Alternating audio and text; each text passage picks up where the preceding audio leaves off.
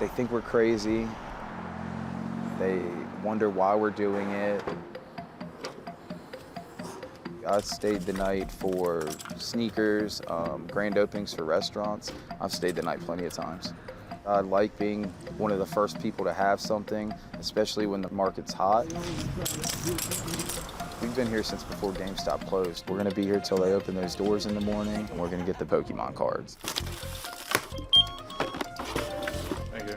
So I'm a lifelong collector. I've been into Pokemon since it came out. Boom! I like pointing out which ones are cute and which ones I had as a kid. I say that I don't collect anymore, but the more we look, the more I want to buy.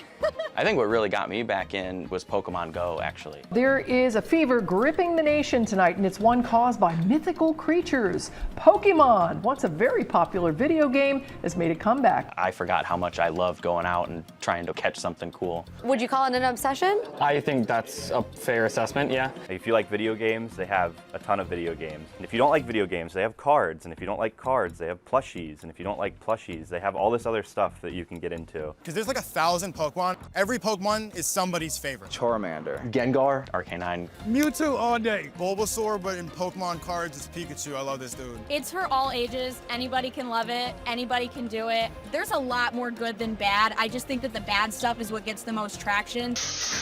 The suspect is accused of stealing more than $100,000 worth of valuables. That's crazy. I was like, oh my God, I just got scammed out of $12,000. Pokemon's just cleared off the shelves completely when you walk into a place. You look and you see just people rushing into a store and just ripping everything off the shelf and fighting each other for this stuff. I'm not getting in that. This is a kid's hobby first and foremost. If you are at a store taking all the packs away from a kid, this hobby's gonna die out in like a couple of years.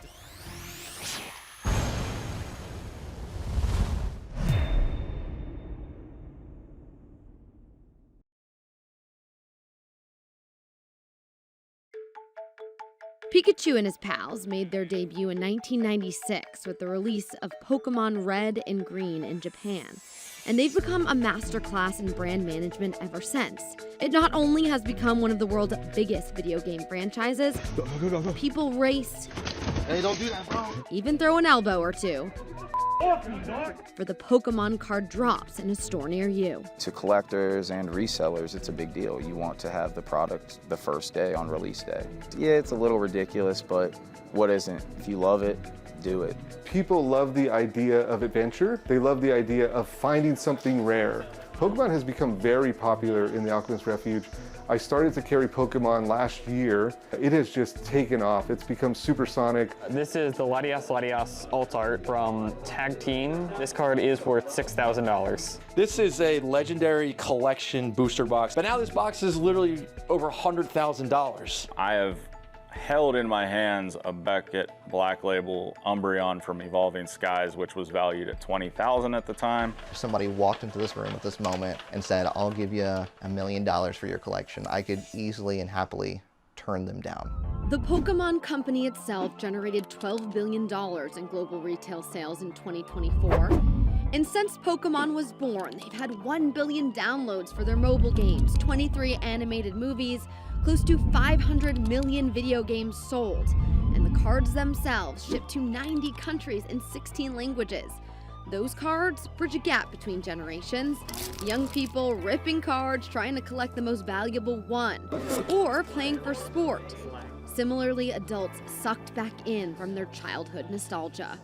What hooked me back in was my son. He just turned 10 years old, and he was into Pokemon the past 5 or 6 years without me. You guys want to open some packs? So we have 3 boys. We're opening packs. They're monsters after my sealed collection, trying to open anything and everything that they can. These are my graded cards. I opened the Charizard, it's a 9. Pokemon, it's generational now. It's not going anywhere. Got a whole other box. Oh, there we go. It's not going anywhere, if you can find the cards. All right, let's go on an adventure. Hi, I'm Nate with the channel Real Breaking Nate, and I am absolutely obsessed with Pokemon. So today we are going on a Pokemon card hunt. So we're gonna go around to a bunch of different stores. This is typically what we end up finding at Walmart. The goal is to find 1 pack. You don't have to have any Pokemon cards in stock, do you? No, all right. But no Pokemon cards, unfortunately. That's all we want. It's just 1 pack. All right. There it is. We got some Pokemon cards right here. Well, we're gonna pick 1, all right? Because I don't like to buy everything. To me, I think you can't go wrong with any Pokemon card set. There's something unique about every single one of them. So if you find a set on the shelf, I say get it, add it to your collection. If you had to kind of give a ballpark on your value of your collection, what would you say? Honestly, to me, it's priceless. If I had to get rid of it, it's because of some sort of crazy situation. We're sitting in a room, you know, I call it my Pokemon collection room, and it's just a few things on display, all right? Like, I can't fit everything in here. Our entire house is actually Pokemon. Like, we have Pokemon all throughout the house. I have what I call my official Pokemon card library. It's a binder for every single English Pokemon card set ever released. The memories that I've built with that collection mean more to me than anything, so there's no value on it. To understand the hype and craze that leads to the aggressive collecting, we have to look at the history. Pokemon is approaching its 30th anniversary in 2026. The franchise has generated 489 million video game sales by March 2025 and distributed 75 billion trading cards since 1996. And while there have been lulls, Pokemon has found ways to continually connect with their audience and fuel their desire to come back for more. I was in 4th grade when Pokemon first hit the US. You started to hear some buzz around the school, like, did you hear about this new thing? Pokemon, there's cards, there's video game, there's a TV show. Pokemon, 150 known species. I'd wake up Saturday morning with my brothers. We'd have a little, I think it was like a 13-inch tube TV on the floor. We'd sit down, we'd get up at like whatever time it was, 7 a.m. or something, and just so hooked to see what was gonna happen on the next episode. I'm Nick, AKA PokeRev. All right guys, today we're gonna be opening some of my favorite Pokemon card sets. Gotta be something coming up. I open Pokemon cards on YouTube. Cricketot, Chatot, Scizor. Oh, non-holo on that one. It's a full-time thing. It was just the coolest thing at the time. Everybody was talking about it. You couldn't go anywhere without people talking about Pokemon. You'd go to school, there'd be kids trading their cards, there'd be people with the Game Boys linked up with the trade cable, trading each other, battling. Early when I started, I'd get like 1 Pokemon like Charizard or something, and I'd get them to level 85, and I'd just dominate the game with 1 Pokemon. And every game was something new, and just a really good way to entertain a kid on a Game Boy and a card or anything like that. We ripped packs open. I remember when they came out with the Team Rocket set, and I pulled a Dark Charizard first edition. That was a big deal to me. Pokemon hooked people in with the video games and TV shows and kept adding new experiences and challenges. Take Pokemon Go in 2016. It's already one of the most downloaded apps ever, and it's been available for just 6 days. The game uses your smartphone's GPS to determine your location. It's fun and it kind of gets you outside and you can exercise without being bored. Oh, Pokemon Go, man, that was something else. Like, you'd look over at a park, you drive by, you'd see like 20 people hanging out on their phone, playing the game. Then another lull, but when COVID stopped our world, it reignited a Pokemon craze. Everybody's kind of locked inside, right? And they're stuck at home. And I think a lot of people were looking for some nostalgia. Everybody was going through their closets, their attics, pulling out their Pokemon cards, and there were so many people streaming. What is up, my breaking family? Sending some positive vibes in your direction. A lot of people just started watching Pokemon videos. It was really, really strange because my views went from, you know, barely hitting, you know, like 5,000 views a day to millions of views a day. Millennials found their old card collections. I took the shrink wrap off of the box, I opened it up, and instantly, it kind of sounds weird, but the smell of the cardboard brought me back. Card packs arguably have people coming back for more. I was hooked. I opened those packs up. Charizard! Oh my God! I somehow pulled Charizard, Blastoise, and Venusaur, which I couldn't pull as a kid. I traded, I tried to do everything I could to get that Charizard, like every other kid on the playground. And I finally got it 16, 17 years later. All right, good luck, guys. And inspiring their kids and younger generations to give it a go with strategic drops featuring rare artwork and hard-to-find collectible cards. to modernize some of the artworks and things like that has really rejuvenated and interest younger folks to get in. You know, you go back to vintage stuff and it's Wizard of the Coast with the yellow borders and just the hollow, and that was the best you can get. And now, you know, you've got golds, special illustration rares, art rares, like you've got anything that can interest someone. And at that time, a curious addition to the Pokemon obsession was born. All right, guys, we're gonna end off this video with a very special booster pack. This is a 1999 Jungle Pack. For whatever reason, I was really unlucky on those first 3 packs, but see if we can make it happen. People glued to their screens, watching influencers open packs online, sitting on the edge of their seats, hoping to see them pull something rare. And the Hollow Venomoth, baby. Original 1999. Now you go online, you go on all these other social media platforms, and people are ripping packs, thousands of people every second, just nonstop. And all this hype drives card and merchandise prices higher as more and more people scour stores for product. And when the product becomes hard to find, secondary market values skyrocket. Now, the new set Destined Rivals comes out the gate for a steel booster box at $240 online, unless you can find it in some of these big box stores. But even the big box stores now are starting to increase their prices on these products. You know, I think there are certain products that are made for more adult spenders anyway. I'm JJ Hoover. I played in the major leagues for 7 years. I've played professional baseball for 15. I played the longest time with the Reds. I opened up a card shop, Hooves Hangout, in Alexandria, Kentucky, and just thankful to be part of this community again. Thank you. Good luck. MSRP on a booster box is around $170. That was a big spend for me and my family back in the day, and I know it's still a big spend for a lot of families today. So being able to have price available items for the younger audience is important. Like when people see an opportunity for money, they go to the opportunity, whether it be for greed or whether it be for need, you know? And where there's money to be made, scalpers will scoop up products from kids and jack up the prices. And there's another dark side, a dishonest seller looking to profit from the hype. So I was just in Walgreens and I was looking for Pokemon cards because I love to collect them. And I realized that there's like none left. And that's because I've used scalpers.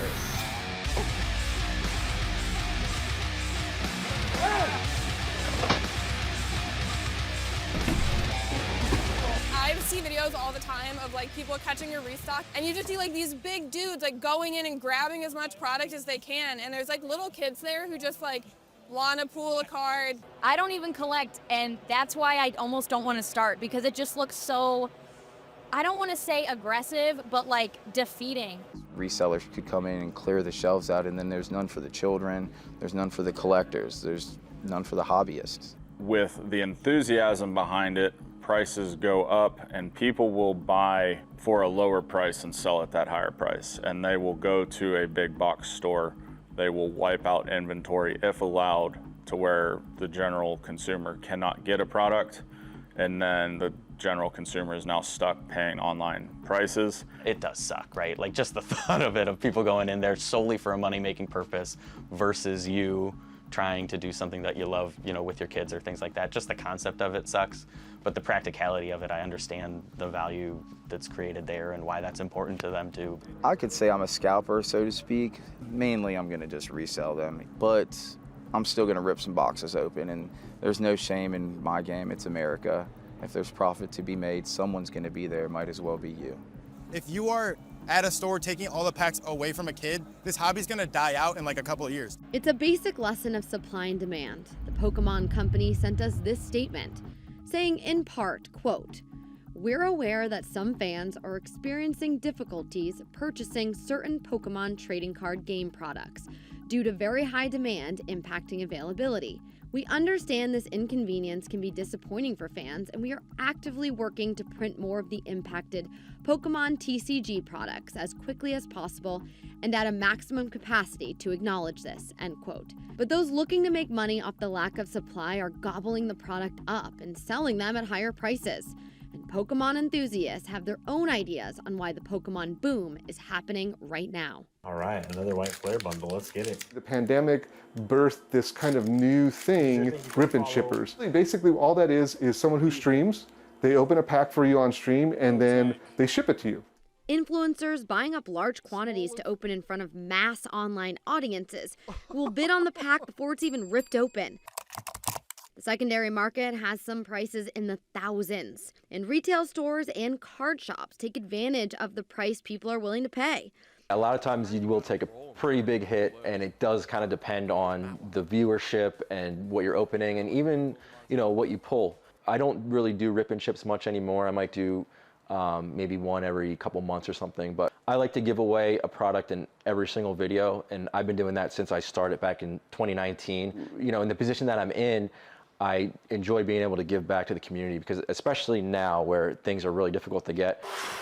Take an Elite Trainer box, for example.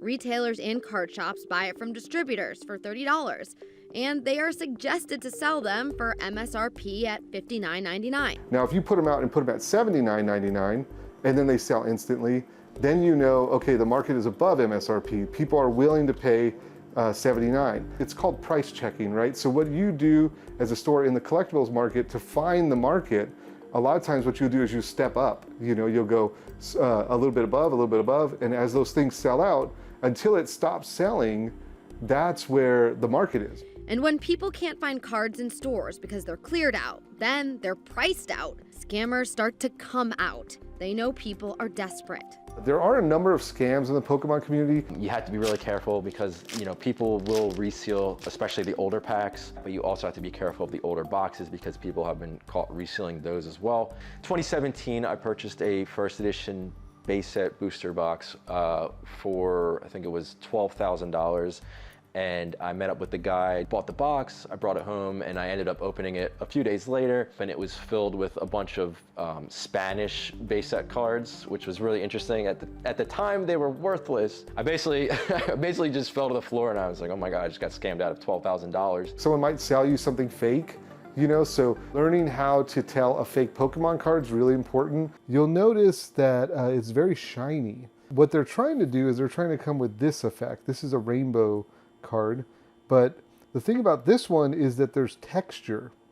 So if you look closely, you'll find that there's grooves that you can feel on this card, and there's no grooves on this card. When you have the holo, you'll see that the light kind of shines all the way through. So you see a line right here, it's all the way down the holo because it's one layer of foiling. Okay, now this has multiple layers of foiling. You don't see one continuous line, you'll see highlights in different accents. The other thing you can note is the backs.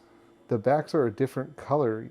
There's plenty of people that have been caught doing weird things with rip and ships, taking cards out and not sending stuff out. So unfortunately, there are a lot of scams, and it's been getting worse and worse. There's always gonna be a negative to anything good. That's just kind of the world we live in, unfortunately. A shop's glass door shattered in the middle of the night. This masked burglar running inside with a backpack in hand, quickly filling it with collector's items. These 8 popular and highly valued Pokemon items, the value? For $113,650. He targeted Pokemon cards. Why those? They were the most expensive items in the store. It's unbelievable that people are willing to risk ruining their lives for a quick buck. The unfortunate thing is that, you know, a lot of these card game shops are going to have to ramp up security, right? And ramping up security means they got to spend more money, which then means now, unfortunately and understandably, they now have to raise prices on things to cover that cost of raising security. So that affects everybody in the long run. Outside of the price and being hard for certain families to get into, the hobby is in a great spot. We're in the middle of a Pokemon boom. There's been 3 to 5 stores that have opened locally in this area because of Pokemon money. I love having people come in, bring their collections for me to look at, trade cards, and I just love the customer interaction. She's had better than average pull rates. Boom! A retail. No way. She's a real. And then you've got the competitive players. I love it because they bring that competitive edge to TCG playing. Hey, I'm Cassie. Nice to meet you. I'm Ty. Okay. Hi, Hi, my name's Lisa. Okay, so Ty, you're pretty special? I guess you could say that. I do have a pretty unique hobby. Yeah, tell me what your hobby is. Well, that would be the Pokemon trading card game. I have made my invite to the World Championships 4 times. Like how many hours on an average day would you say you're thinking about Pokemon? At least 5 to 8, depending on if I have school. What's your goal? Do you have a certain aspiration that you have in your mind? I can't say that there's any specific title that, like, if I get that, then I'm good, because I don't love it for just the success. I just enjoy playing the game as it is. Do you find community within it when you're competing? Oh, all of the time. So as a parent, it's been amazing to be part of the community. Pokemon has different certifications. You can be a tournament organizer, you can be a card game judge, and you can be a video game judge. I have all 3 of my certifications. So when we do go to regionals, Ty is playing and I am staffing. The Pokemon boom has fostered communities, from people gathering in their local card shops to play and pull Pokemon, to the national world stage competing against thousands for a top spot in a game of strategy. The Pokémon Company keeps pulling people back to its unique and mysterious worlds. So we get vintage Pokemon collectors, we get kids, families, single adults, and the age ranges are all over the place. I've had people in their 80s come in here and buy cards, and just having kids come in with, you know, $5 to $10 in their pocket and pick out a single card or pick out a single pack. That's one of the reasons that I'm enjoying this so much, is because there is no demographic. 3 decades of Pokemon, arguably one of the most recognizable brands with steadfast communities and fans. But in a world full of scalpers, hard-to-find product, and sky-high prices, is there enough access for kids to make the hobby live on? You know, it's mainly about the kids. Adults do it for fun, for the hobby, humor themselves, but the kids, you know, you got to be there for the kids. You got to be able to show out and provide for the kids. If they want Pokemon, load the shelves with plushies, make enough cards. As a kid, we'd all be lying to ourselves if we didn't say we wanted to go in there and grab the whole booster box, but you didn't understand the concept of money, so a little bit you relied on your parents to help you buy packs or use your allowance or things like that, and it just wasn't available. But all of a sudden, start to get more stable and get the money, it's like, spend your money on what you like. And for me, it was Pokemon. So I think that story probably resonates with a lot of folks. It doesn't make up for the fact, though, that if there's just not enough product, if the 2 limit per person doesn't change that supply and demand ratio, and you're still selling out before you get through a whole line with 2 per person, like, it's better, but it's not fixed. I think there are kind of 2 ways to look at it. I think there's good exclusivity that the company can make. Like, there are certain cards that you only get for winning tournaments or attending certain in-person events. I think that's a good way to make exclusivity, because you can show off, hey, I went to this event, or I won this tournament. I'm the only person in the world that has this card, or something like that, right? I think that's cool because it's prestigious, right? But these people that buy like 100 booster boxes or whatever and just take all the cards away from maybe a kid who wants to buy them just to have them and play with them and not necessarily make money off them, I think that's kind of a bad thing. I'm not really sure how Pokemon itself is supposed to fix that. It's kind of a problem of their own popularity at this point, right? I have pure confidence that everything will work out and everything will correct itself. You know, the Pokemon Company International is printing at max capacity. You know, they're trying to meet demand, and that stuff isn't done overnight. I don't collect for dollar value. I let dollar value come to me if I'm fortunate enough. I want to enjoy the hobby. That is what I try and coach new collectors to do, is to pace yourself, find what cards you like, collect that. If you're lucky enough and you do hit one of those big home run cards that are super valuable, by all means, celebrate that. I'll celebrate it with you. It's neat to see the new generations coming in, because at one point I was that new generation coming into the card shop. The memories that you get to create with it, the friendships that you get to make, that's priceless right there. That's the most valuable part of it. One of the main reasons why I started my channel was because I want to share that experience with everyone. I want to show people, like, hey, like, this is fun. Like, you know, whatever is going on in your life, you can sit down and you can open up some packs of Pokemon cards, and maybe it'll make your day better, or maybe you'll, you know, have something to take your mind off of something else. And a lot of people definitely can relate to that. I would absolutely recommend getting into the Pokemon community right now, whether it be card game, video game, watching anime. There's something for everybody. I mean, we're almost at the 30th anniversary of Pokemon. That's 30 years of history, not just cards, but just the franchise as a whole. There's so much to learn. And I feel lucky that I've been able to see that from the very start. And it wasn't one of those things that, you know, your parents said, oh, that's just a phase. You're going to grow out of that. You know, that's not going to be around forever. Pokemon's different. It's here to stay.